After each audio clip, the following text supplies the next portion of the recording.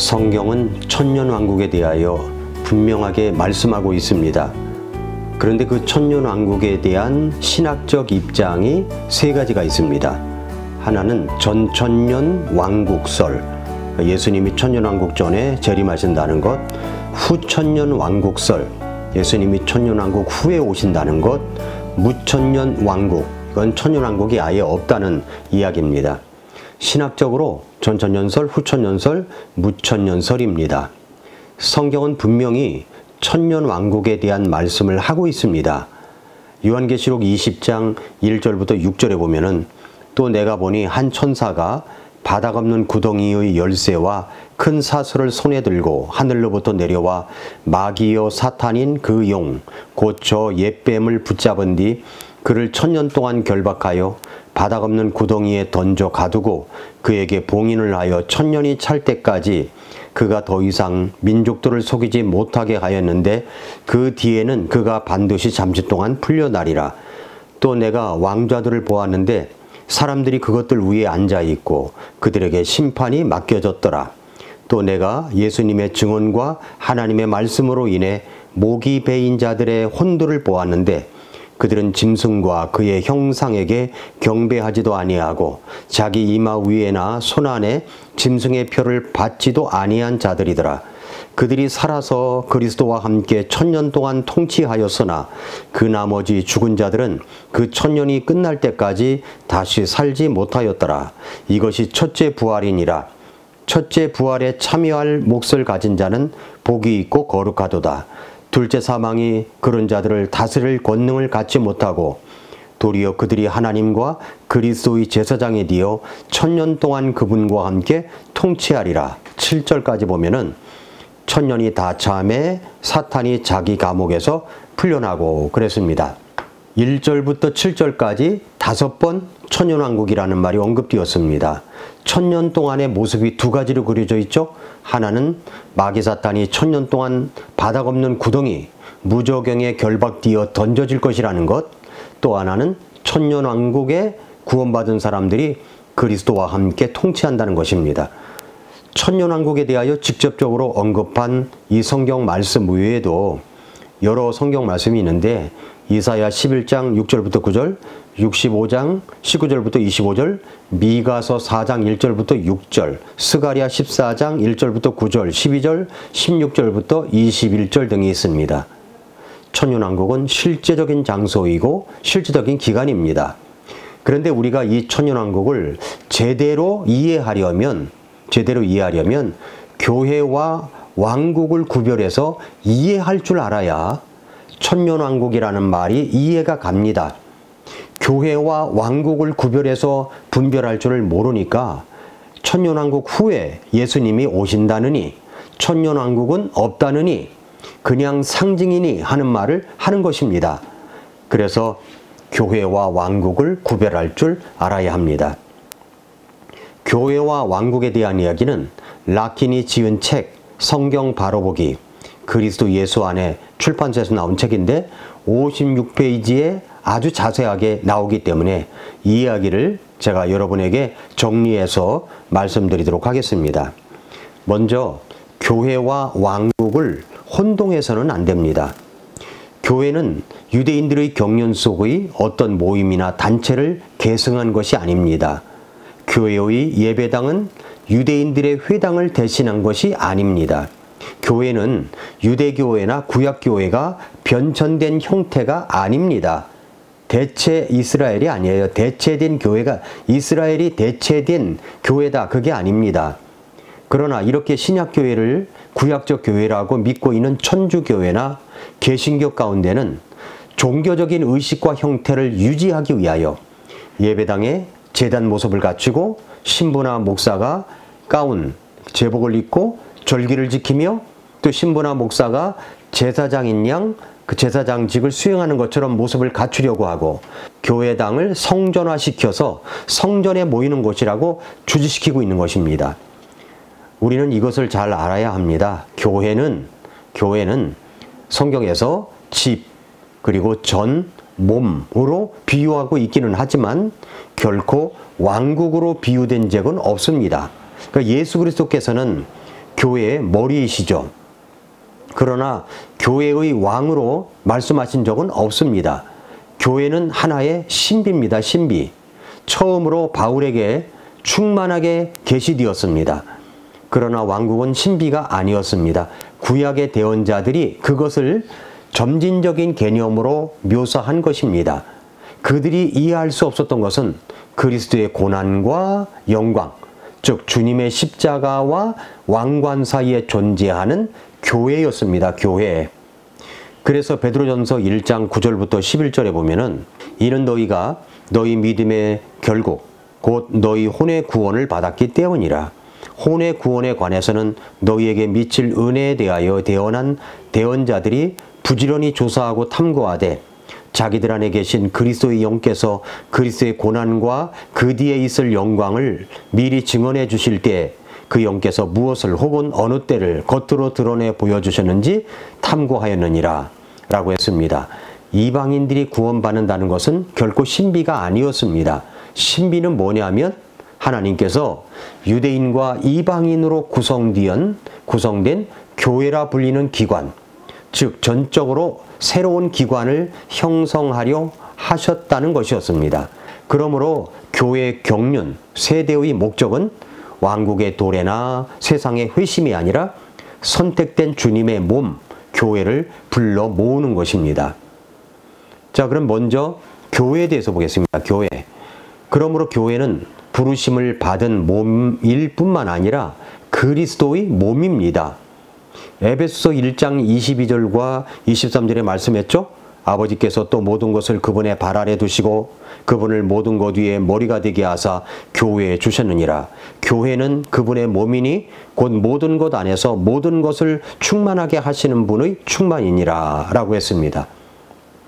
교회는 머리가 있기 전까지는 존재할 수가 없었습니다. 예수님의 머리 되심은 예수님께서 죽은 자들부터 부활하사 아버지의 오른쪽에 앉으시기 전까지는 가능하지 않았음을 보여주는 구절입니다. 머리 되신 주님께서 부활하심으로 진정으로 교회의 머리가 되신 것입니다. 교회는 그리스도를 머리로 둔 몸입니다. 고린도전서 1장 12절 13절에는 몸은 하나인데 많은 지체를 가지고 있고 그 한 몸의 모든 지체가 많아도 한 몸인 것 같이 그리스도께서도 그러하시니라. 우리가 유대인이든 이방인이든 매인자든 자유로운 자든 모든 한 성령에 의해 침례를 받아 한 몸 안으로 들어왔고 모두가 마시게 되어 한 성령 안으로 들어왔느니라. 이 말씀을 보면은 구원받은 사람을 그리스도의 몸 안으로 들어오게 하는 것이 바로 구원받을 때 받는 성령 침례임을 알 수가 있습니다.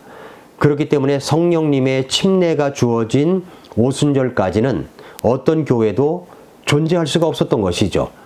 교회가 살아있는 구성원들로 이루어진 한 몸이라는 사실은 교회가 근본적으로 조직체가 아니라 유기체임을 보여주는 겁니다.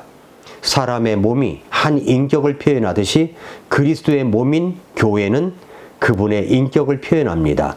그러므로 세상은 주님의 몸인 교회를 통해서만 그리스도를 볼 수가 있는 것입니다.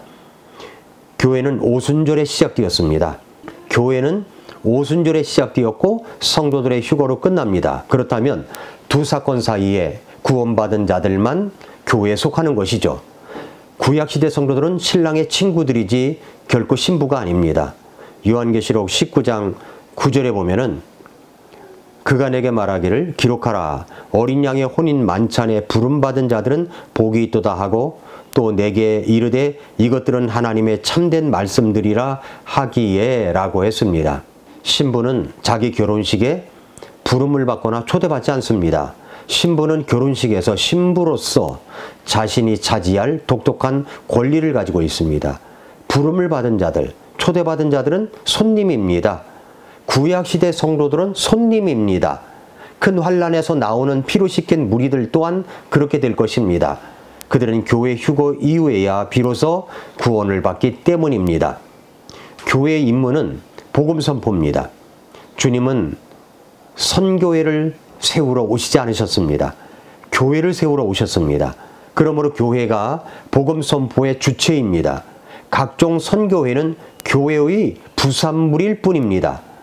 교회 주임무는 사회봉사는 2차적인 것이고 제일 먼저 복음을 전하는 교회가 되어야 됩니다. 선교하는 교회가 되어야 되는 겁니다. 여기까지 이제 교회에 대한 이야기고요. 그 다음에는 이제 왕국에 대해서 알아야 됩니다.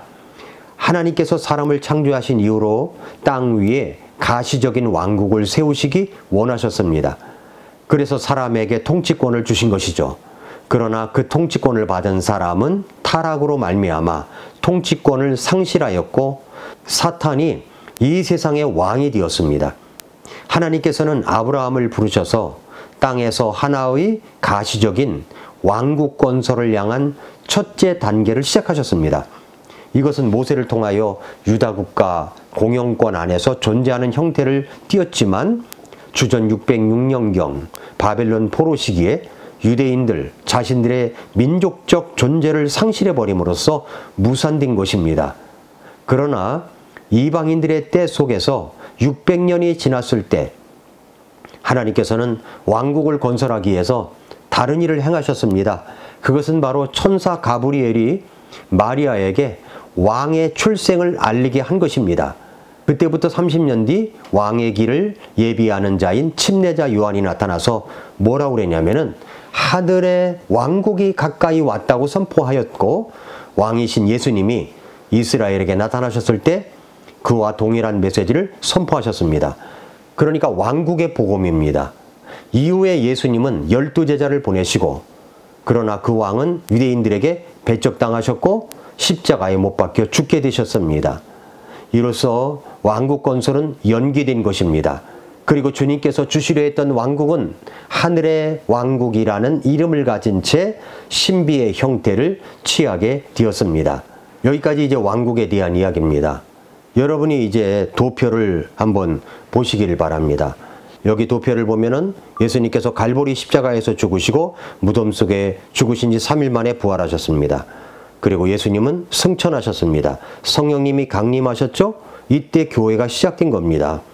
그리고 이제 신비 속에 왕국이 된 겁니다. 예수님이 그분의 몸이 교회입니다. 다시 태어난 자들이 이제 교회가 되었습니다. 그래서 신비 속에 왕국이 된 거죠. 그리고 나중에는 예수님께서 공중에 오시죠. 그래서 성도들의 공중 휴거가 일어납니다. 교회가 휴거가 되는 겁니다. 그리고 첫째 부활, 무덤 속에서 잠자던 성도들이 첫째 부활을 합니다. 성도님들이. 그리고 제사장 그리스도가 이제 공중에 오시게 된 거죠. 그리고 나서 이제 7년 동안 어떤 일이 벌어지냐면은 공중에서는 그리스도의 심판석에서 바로 교회가 행한 것에 대해서 심판을 하십니다. 그래서 여기서 5가지 왕관에 대해서 여러분에게 말씀을 드렸죠. 그리스도의 심판석에서 구원받은 자들이 심판을 받는데 이것은 상급에 대한 심판이라고 전에 이야기를 했었습니다. 그리고 지상에서는 7년 동안 환란기가 주어집니다. 교황 주도의 거짓 음녀가 생겨나고 짐승이에 탄 음녀가 나타납니다. 7년 동안 끝난 후에 이제 아마겟돈 전쟁이 일어나고 이제 마귀 사탄은 무저갱성에 1000년 동안 갇히게 되죠. 예수님이 지상에 재림하십니다. 그리고 나서 이어지는 것이 바로 천년왕국입니다. 천년왕국. 여기는 그리스도와 함께 교회된 주님의 사람들이 이 땅을 통치하게 되는 것입니다. 그리고 천년왕국이 끝난 다음에는 이제 땅이 불로 정화되는 동안 교회는 하늘에 있습니다. 그리고 새 땅에 있는 새 예루살렘 도시에 교회가 있게 되는 겁니다. 이게 교회의 모습이고, 그 다음에 이제 교회와 왕국이라는 선도를 여러분이 한번 보시기를 바랍니다. 교회와 왕국을 보면은 예수님께서 베들레헴에 탄생을 하셨죠. 그리고 왕국의 선포가 이루어집니다. 침례자 요한이 와서 이제 왕국의 선포를 합니다. 그러나 예수님께서는 이스라엘 백성들이 배척함으로 말미암아 십자가에 못 박혀 죽으셨습니다. 그리고 예수님은 무덤 속에 장사 지냈다가 3일 만에 부활하셨고, 그리고 나중에는 승천하셨습니다. 왕이 승천한 것입니다. 그래서 이제 지금 시대는 교회 시대인데, 교회 시대 인류의 세 부류는 교회, 이방인, 유대인, 이렇게 세 분류로 나누어집니다. 그리고 이 땅에는 믿는 이방인과 유대인들이 다시 태어난 자들의 교회가 되어서 그리스도의 몸을 이루게 된 겁니다. 그리고 나서 예수님께서 왕이신 그리스도의 제사장 사역을 다 끝내시고 왕이 교회를 만납니다. 이것이 바로 예수님이 공중 강림하신다는 이야기입니다. 그리고 이제 예수 믿고 구원받은 교회들은 이제 휴거를 받게 됩니다. 그리고 이제 7년 동안 왕이신 그리스도께서 심판석에 앉아서 이 땅에서 구원받은 그리스도인들이 예수님 앞에 섰을 때 심판을 받게 됩니다. 이게 상급에 대한 심판이라고 말씀을 드렸죠. 그 유대인들은 예수님을 배척했기 때문에 7년 동안 엄청난 환난을 겪으면서 고난을 겪게 됩니다.